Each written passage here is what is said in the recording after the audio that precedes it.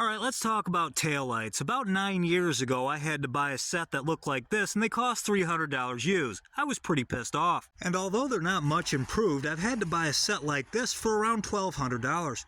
$900 for these ones. Here's another $1,000 lens. $1,600 from Mid-Michigan Body Parts. $1,200 from Mid-Michigan Body Parts. $1,399.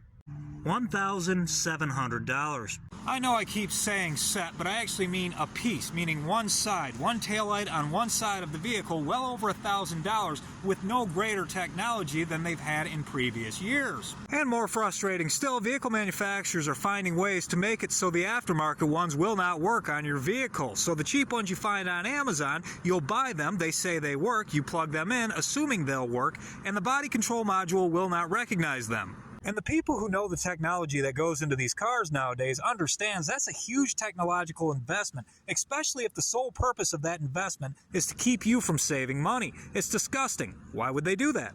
Now, usually this is the part in the video where Mr. Ty would get mad and start blaming vehicle manufacturers, and the Toyota people would send me comments bragging about how they get throat lubricant. But that's not going to happen this time. It wasn't vehicle manufacturers. It's the government. Well, not entirely. You see, the government forces us to have insurance. That's probably a good thing.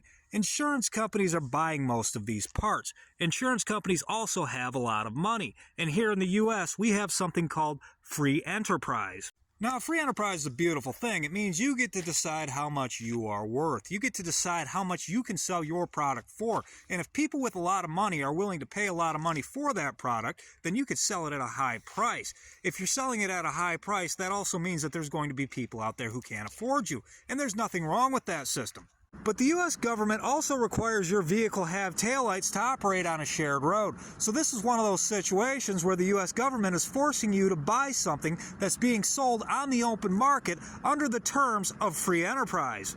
That means Mr. $12 an hour O2 PT Cruiser driver has to buy the same caviar as billionaires when he can really only afford a McDouble. I don't think that's right. Now, I'm not saying we cap prices. Do not mess with free enterprise. But if you're going to take money I've already paid in taxes to pay a cop to chase me down in his car and force me to get my taillight fixed, then there was probably enough money laying around to just buy the taillight.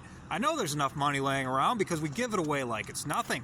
And if you're one of those people who doesn't believe the government or insurance companies have anything to do with the cost of car parts, then my question for you is, why is it states with no-fault insurance have higher repair costs than states that don't have no-fault insurance?